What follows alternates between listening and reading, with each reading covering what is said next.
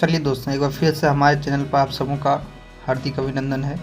आज हम देखेंगे सीटेट 26 जून 2011 में पूछे गए मैथ कंटेंट को। जी हाँ, सभी मैथ कंटेंट को मैंने यहाँ पे खुद से लिखा है और इसको एक 1 बाय 1 करके मैंने सॉल्यूशन भी किया है। तो इससे PDF बना के आपके सामने है, आप देख भी सकते हैं। चलिए, पहला क्वेश्चन आपके सामने है। 26 जून 2011 को जो सीटेट की एग्ज़ाम हुई थी उसी से लिया गया है सारा क्वेश्चन, और ये पेडागोजी मैथ्स नहीं है, ये कंटेंट मैथ्स है। चलिए देखते हैं। पहला क्वेश्चन आपके सामने पढ़ रहे हैं, ये पहला क्वेश्चन है। चलिए, ये 26 जून 2011 का है, ध्यान दीजिएगा। ये 26 जून 2011 में जो सीटेट का एग्ज़ाम हुआ था उसी से ये लिया गया है, और इसके अंतर्गत 10 से 12 क्वेश्चन मैंने अभी लिया है और उसी को मैंने सॉल्यूशन किया है बेहतरीन तरह से, जो आपको कोई भी यूट्यूब चैनल पे नहीं दिखाएगा, इस तरह से सॉल्यूशन करके 1 बाय 1 करके। चलिए देखते हैं पहला क्वेश्चन। पहला क्वेश्चन ये है, माचिस की तीलियां, जी हाँ, माचिस की तीलियों से बने निम्नलिखित पैटर्न की जांच कीजिए। यदि पैटर्न की निरंतर जारी रहे, मतलब पैटर्न जो है जो वो जारी रहता है, मतलब जितना बढ़ता है वो उतना ही बढ़ते जा रहा है, तो 15वें चरण के लिए कितनी तीलियों की आवश्यकता होगी। ऑप्शन है, जैसे यहाँ पे चित्र चरण 1, चरण 2, चरण 3। पहला चरण में देखिएगा कितनी तीलियां हैं, 1 2 3 4 5 6। इसमें देखिएगा कितनी तीलियां हैं, 6। इसको जूम करके दिखाते हैं आपको हम।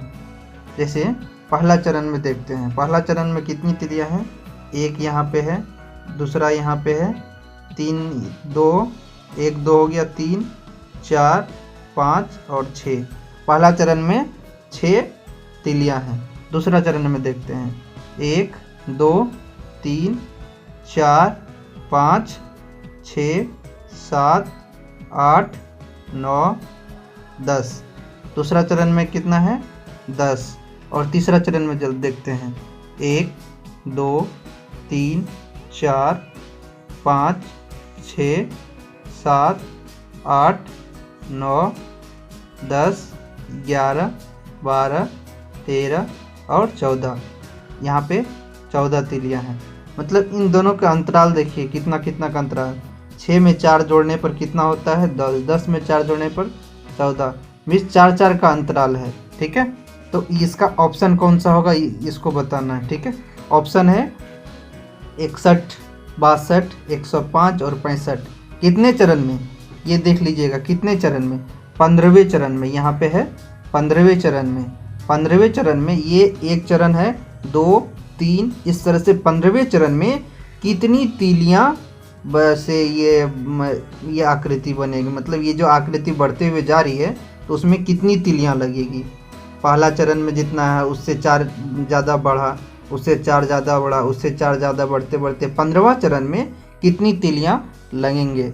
तो इसका सॉल्यूशन देखिए अब किस प्रकार करते हैं। देखिए सॉल्यूशन इस प्रकार होता है, दिख रहा होगा।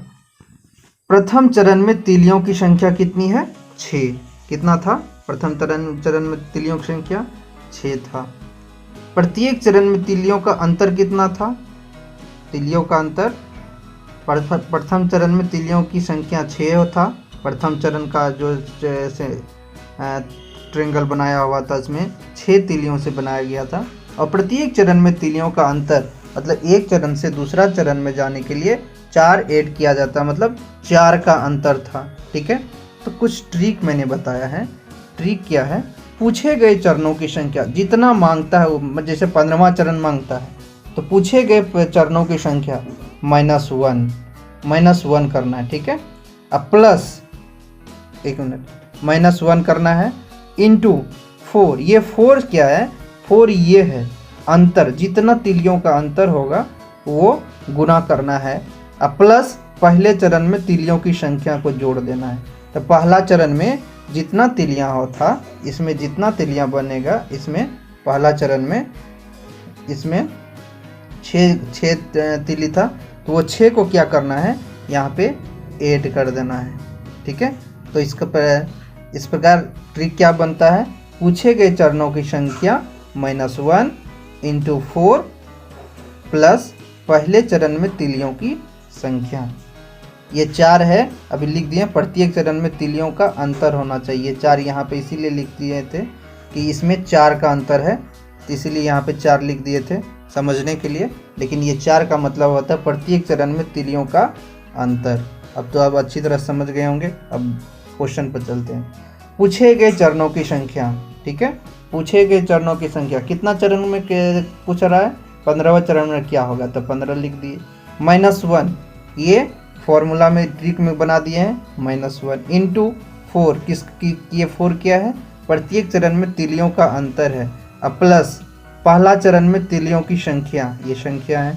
अब इसको सॉल्यूशन करते हैं। 15 - 1 कितना हुआ, 15 - 1 ये 14 हो गया। ये 4 है, ये 6 है। 14 × 4 14 × 56 हो गया, अब प्लस 6 तो 56 और 6 62 तीलियाँ। तो 15वें चरण में कितनी तीलियाँ लगेंगे, 62। ठीक है दोस्तों। अब कितना समझ में आ गया होगा। अब ये चलते हैं दूसरे क्वेश्चन पे।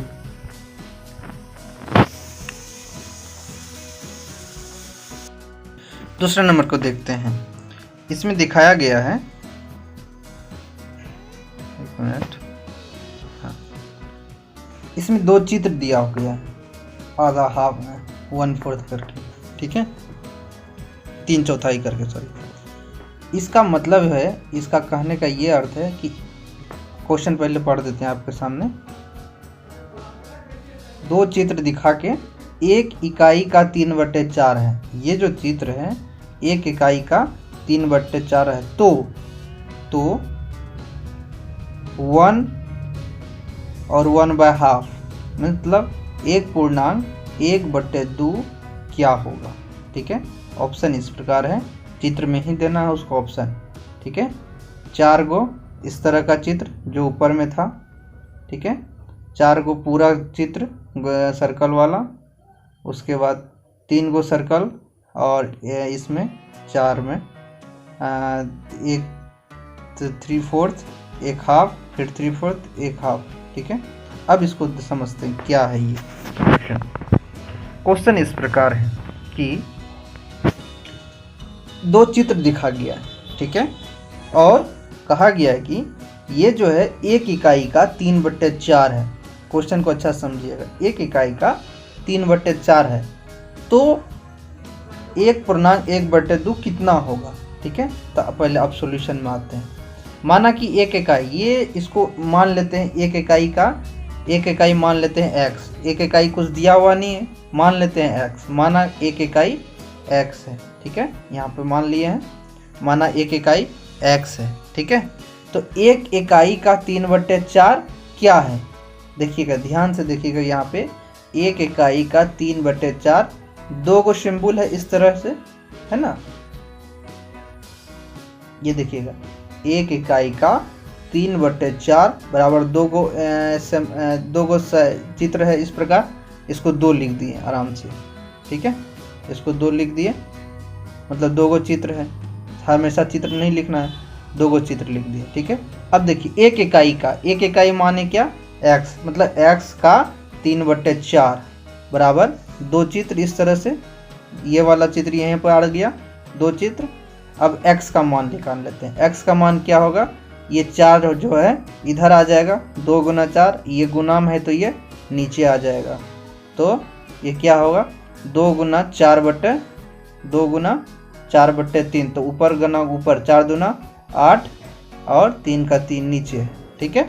अब देखिएगा, अब क्या है, x का मान निकल गया। अब यहाँ पर देखिए ये 1 इकाई का मान निकला। अब कितना है x का, अब ध्यान से देखिएगा, इसको समझने वाली बात है। यहाँ पे x का कितना, 1/1/2 8/3 होता है ना।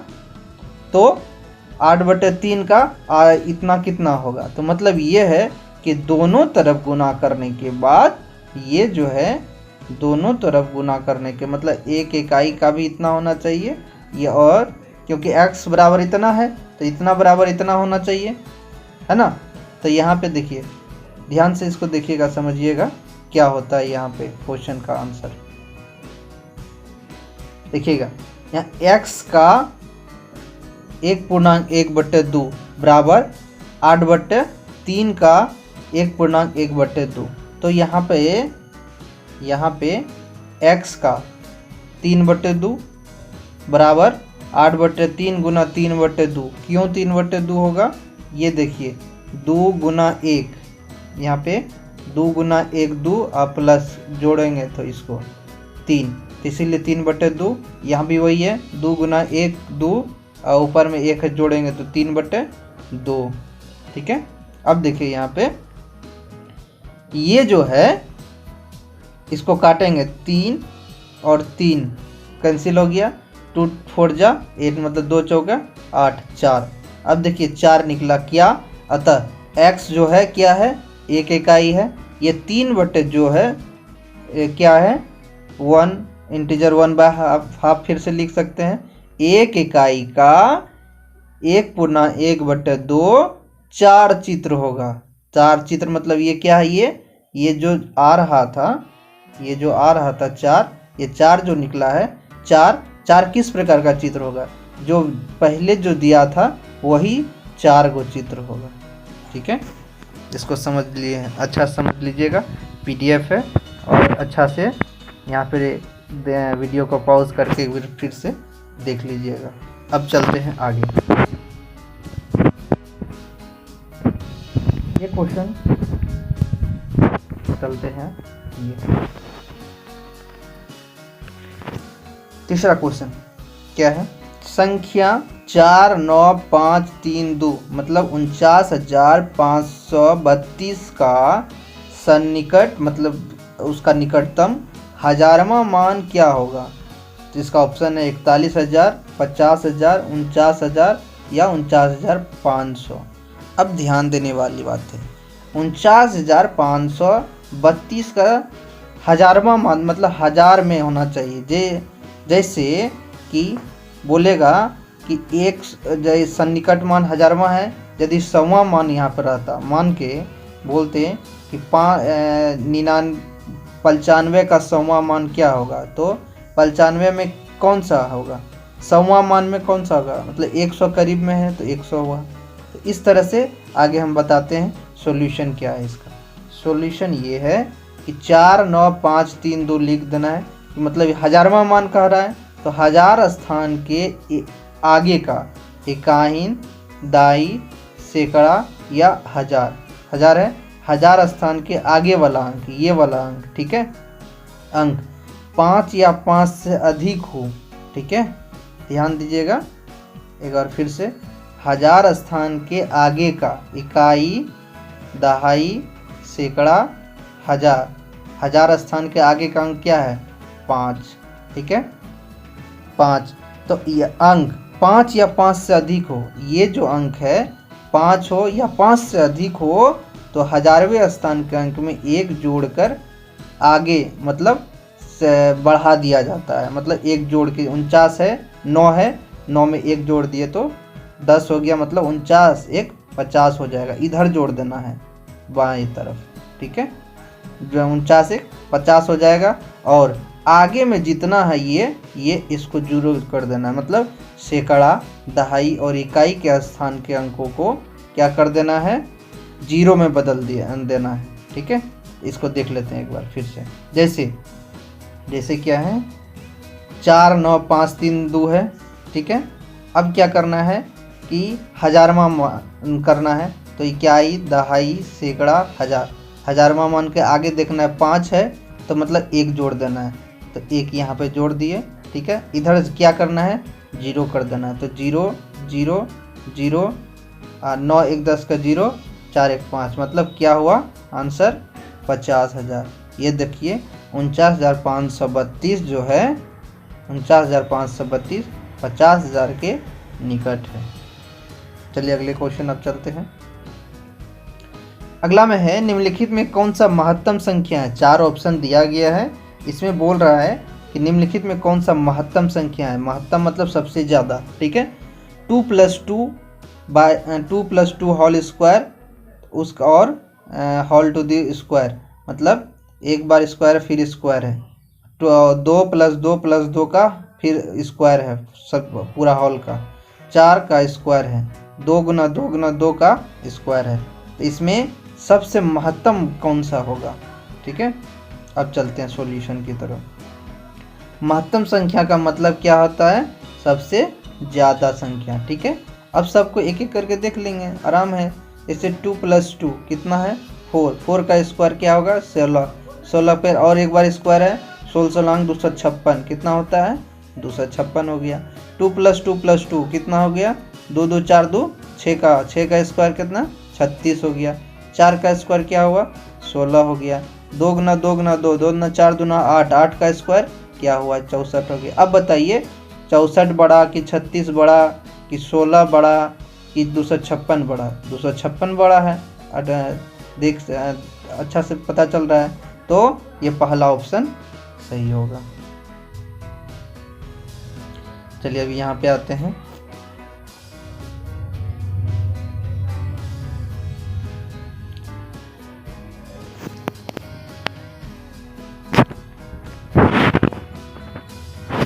कहता है कुछ आमों का भार 2 किलो 600 ग्राम है। कुछ आम है, आम का भार कितना है 2 किलो 600 ग्राम है तथा कुछ सेबों का भार 1 किलो 450 ग्राम है।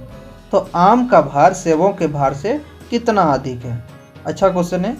देखिए पहला ऑप्शन देख लीजिए एक बार। ऑप्शन है क्या, ऑप्शन 1 किलो 200 ग्राम 150 ग्राम, 4 किलो 50 ग्राम, 1 किलो 150 ग्राम। तो कौन सा होगा अब बताइए। देखिए ध्यान से, किलो और किलो को एक साइड लिख देंगे, आराम है इसको।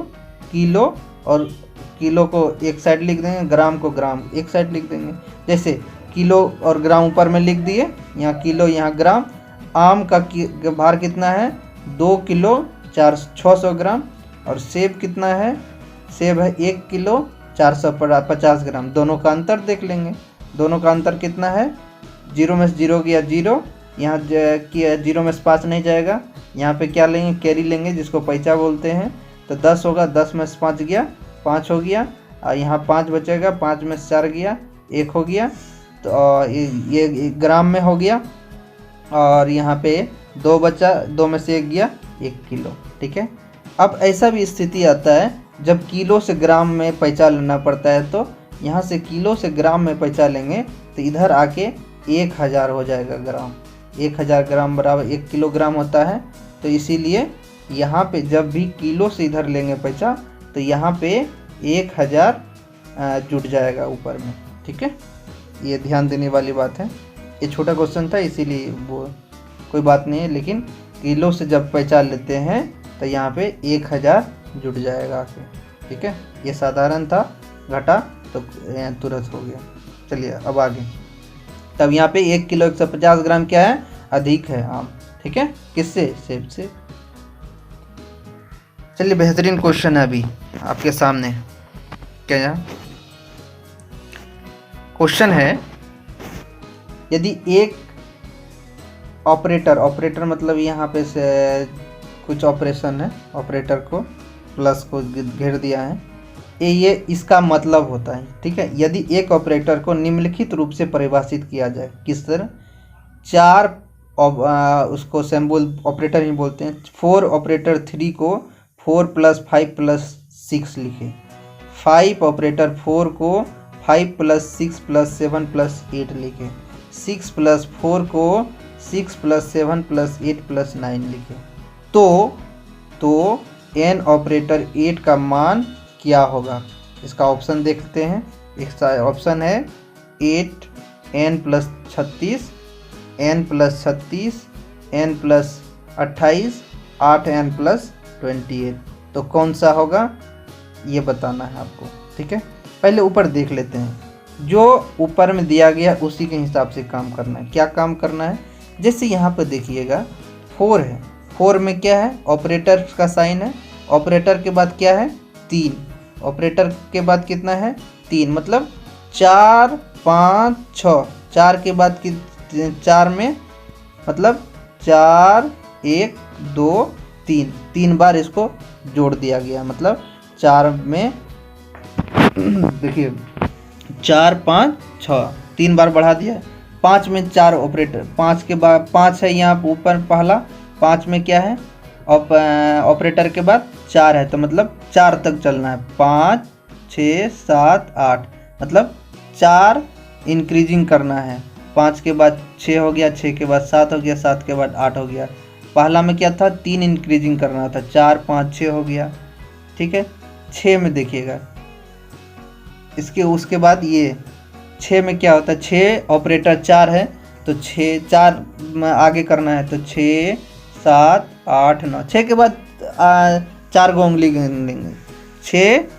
6 को जोड़ करके, 6 के बाद नहीं, 6 को भी शामिल करके तो उसके बाद 4 को पुरना चाहिए। 6 7 8 9, 4 को उंगली गिन लिए तो 9 तक गया। 5 में क्या हुआ था, 5 ऑपरेटर 4 में क्या हुआ था, 5 के बाद 4, 5 को साथ में रख के 4 तक जाना, 5 6 7 8। 4 में क्या होता है 4 5 6 तक गए। तो उसी प्रकार यहाँ पे चलेंगे। यहाँ पे देखिए अब सॉल्यूशन क्या होता है, देखिए सॉल्यूशन ये इस प्रकार कि जैसा कि प्रश्न में दिखाया गया है कि क्या दिखाया गया है, ऑपरेटर के बाद जितनी संख्या है ऑपरेटर के पहले वाले संख्या में एक एक जोड़कर बढ़ा दिया जाता है। जैसे n+8 है तो n+1 n+2 n+3 n+4 n+5 n+6 n+7, ठीक है।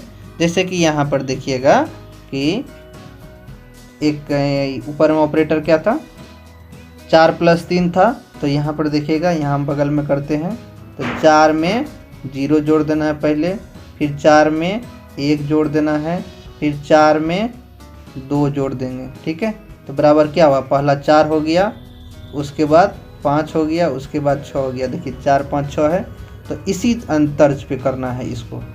क्या n में 0 जोड़ेंगे तो na होगा, n में 1 जोड़ेंगे, n में 2 जोड़ें, n में 3 4 5 6 7 तक ही जोड़ना है। क्यों, क्योंकि 7 तक 8 को चरण हो जाता है। जैसे n एक चरण हुआ, n देखिएगा n 1 2 3 4 5 6 7 8 बार हो गया, तो कितना n होना चाहिए, तो 8 गया तो 8n हो गया। और यहाँ पे 7 6 13 13 5, 13 के बाद 5 को गिनना है, 13 14 15 16 17 18, 18 के बाद 4 और है 18 19 20 21 22, 22 के बाद 3 करना है, 22 23 24 25, 25 के बाद 2 25 26 27, 27 के बाद 1 28, तो कितना हो गया 8n + 28, ये आंसर हो जाएगा, ठीक है। अगले क्वेश्चन चलते हैं।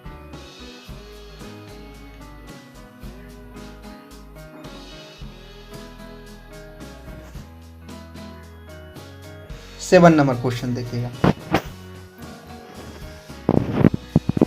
7 नंबर में है, एक शिक्षक कक्षा से इस प्रकार चित्र है पर 1/8 निरूपित करने के लिए कहता है, ठीक है। एक रेक्टेंगल दे दिया है इस तरह से, इस पर बोलता है 1/8 निरूपित करना है, ठीक है।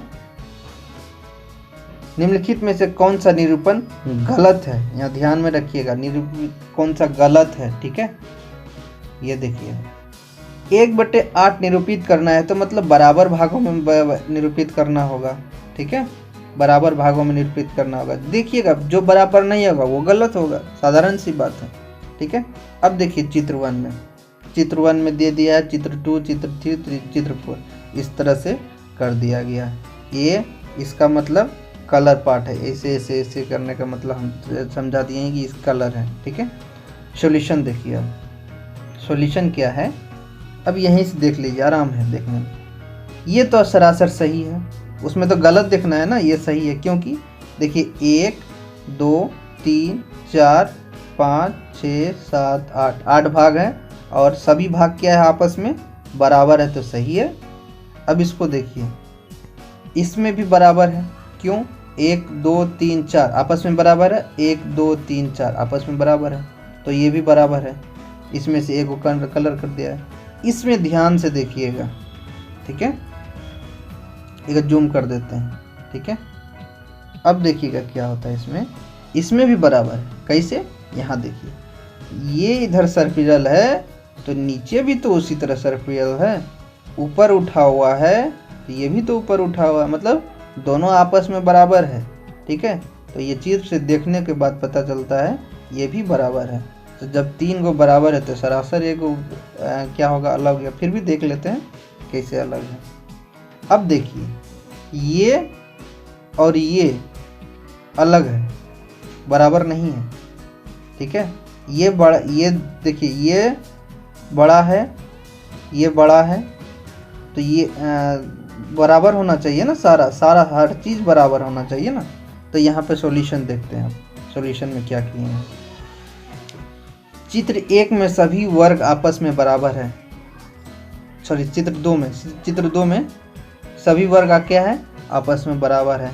चित्र 3 में 4 वर्ग तथा 4 त्रिभुज आपस में बराबर है।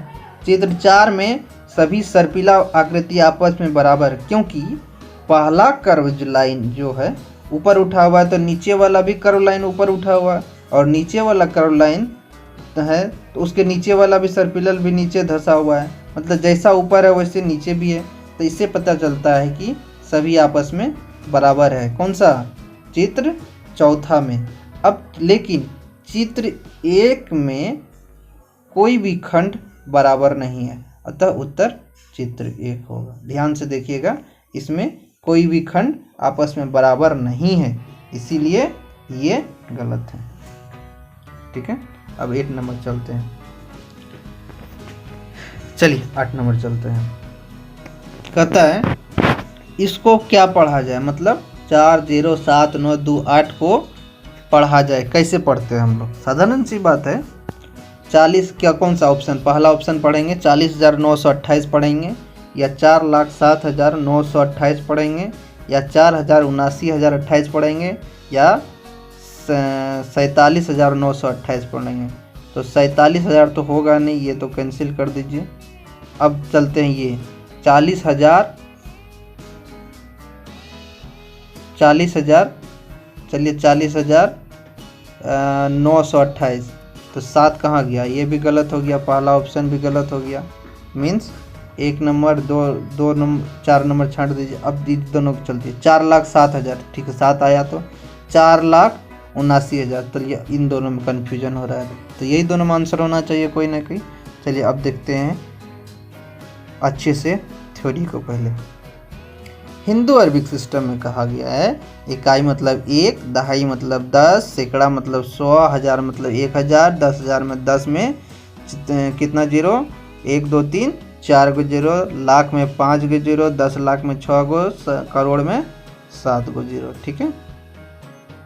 अब चलते हैं कैसे पढ़ते हैं। देखिए 8 इकाई 2 दहाई 9 सैकड़ा 7,000, 0 दहाई 0 10,000 और 4 लाख हो गया। तो कैसे पढ़ते हैं ये देखिए, इसको पढ़ते हैं इकाई दहाई सैकड़ा हज़ार 10,000 लाख होता है, तो पहले इधर से बोलते हैं 4 लाख। कितना? 4 लाख। 10,000 तो नहीं बोलेंगे, यहाँ पे कुछ रहता, यदि 1 रहता तब इन दोनों को मिला के बोलते, ठीक है, मतलब 17,000 बोलते, लेकिन यहाँ 0 है तो इसीलिए यहाँ पे 0 को 10,000 को हटा के सिर्फ 1000 बोलेंगे, ठीक है। तो क्या होगा? 4,07,000, ठीक है। अब उसके बाद 900, ठीक है, और ये दोनों को एक साथ बोलते हैं 28 बोलते हैं, ठीक है। तो ऑप्शन कौन सा हो जाएगा? 4,07,928 होगा, 4,07,928 होगा। ऑप्शन 2 आंसर सही होगा। चलिए अब एक अच्छा क्वेश्चन। एक आयत की लंबाई L है, क्या है? L है, ठीक है। एक आयत की लंबाई क्या है? L है, और इसकी चौड़ाई लंबाई की आधी है। किसकी चौड़ाई? आयत की लंबाई L है और इसकी चौड़ाई जो है लंबाई की आधी है। यदि लंबाई 2 है तो चौड़ाई 1 होगा, आधा होगा। ठीक है, मान के बोले। ठीक है, इस आयत का परिमाप क्या होगा यदि उसकी लंबाई दोगुनी कर दी जाए, मतलब लंबाई को दोगुनी कर दी जाए और चौड़ाई समान रहे, चौड़ाई में कोई परिवर्तन नहीं, तब क्या होगा? ऑप्शन देख लीजिए, 6L होगा, 3L होगा, 4L होगा, 5L होगा। चलिए अब सॉल्यूशन को देखते हैं। दिया हुआ है, क्या दिया हुआ है? आयत की लंबाई क्वेश्चन में दिया हुआ है। चौड़ाई कितना बोलता है? आधा होना चाहिए। यदि ये L है तो ये L/2 होगा, मतलब 1/2 इंटू L/2 होगा। तो हम लोग जानते हैं कि आयत की लंबाई, लेकिन वहाँ पे क्या बोल रहा है? यहाँ पे क्वेश्चन एक बार फिर से, ये तो यहाँ तो क्वेश्चन हो गया। अब क्या बोल रहा है? आयत का परिमाप क्या होगा? आयत का परिमाप निकालने बोल रहा है। और क्या लंबाई दोगुनी कर दिया जाए? क्या लंबाई दोगुनी कर दिया जाए और चौड़ाई वही का वही रहे, तब क्या होगा? देखिए, चलिए, तब वही होगा जो निकलेगा। आयत की लंबाई, ठीक है, आयत की लंबाई 2L, यहाँ पे L था, इसका दोगुना कर दिए, 2L हो गया, दोगुनी कर दिया। चौड़ाई क्या रहे? वही रहे, चौड़ाई जो यहाँ पे है वही यहाँ पर है, कोई परिवर्तन नहीं किए। तो आयत का परिमाप होता है 2 गुना लंबाई प्लस चौड़ाई, मतलब इसको शॉर्ट में लिख दिए L+B। तो 2 गुना 2L, 2L है तो नीचे में एक तो लिख ही सकते हैं, 2L/1 प्लस L/2। अब देखिए यहाँ भिन्न का जोड़ हो गया, यहाँ पे तो 2 और 1 का एलसीएम ले लिए तो 2 हो गया, अंदर में 4 प्लस L, भिन्न का जोड़ कर दिए तो यहाँ पे 4L और 1L कितना हो गया? 5L/2। और 2 बाहर में है, 2 बाहर में तो 2 बाहर गुना कर दिए, 2 गुना और 2 कट गया तो बचा 5L। तो आंसर क्या होगा? 5L। ये लास्ट वाला आंसर हो गया, 5L। चलिए अब आगे क्या है? क्वेश्चन है, हिंदू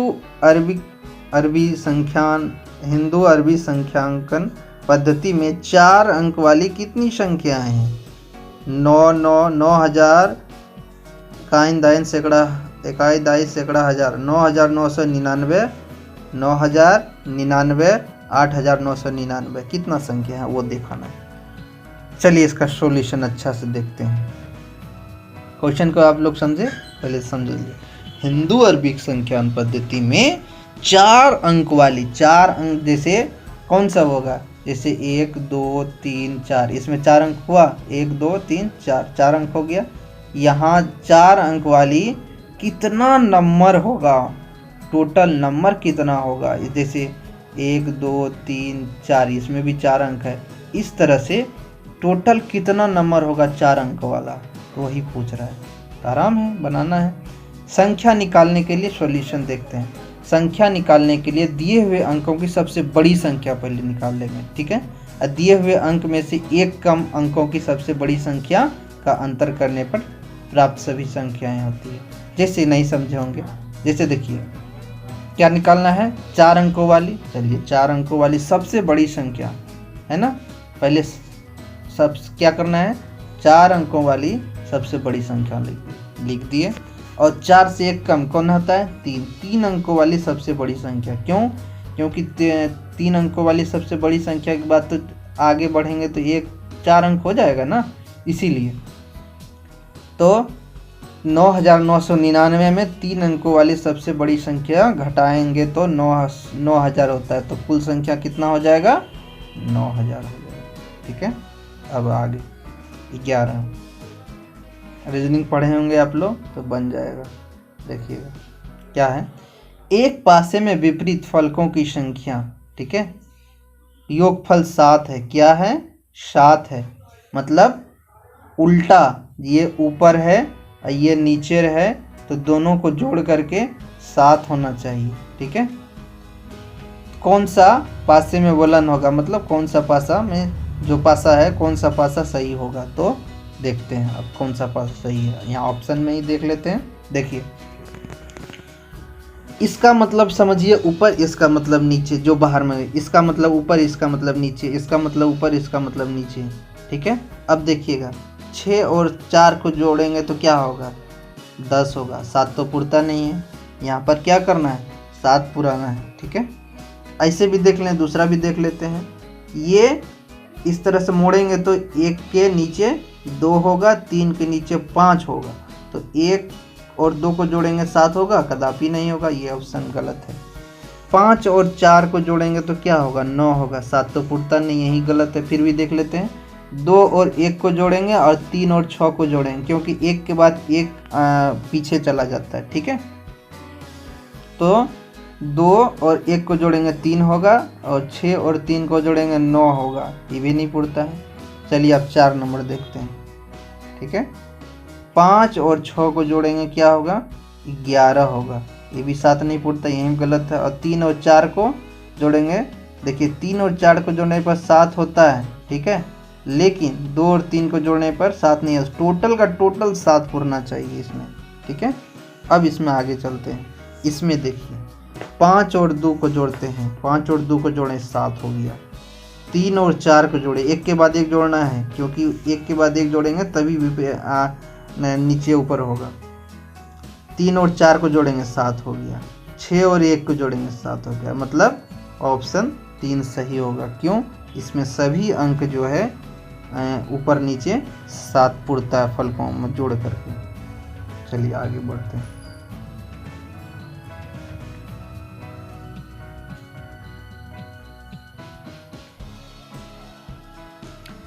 चलिए इन दिनों एक क्वेश्चन है लास्ट।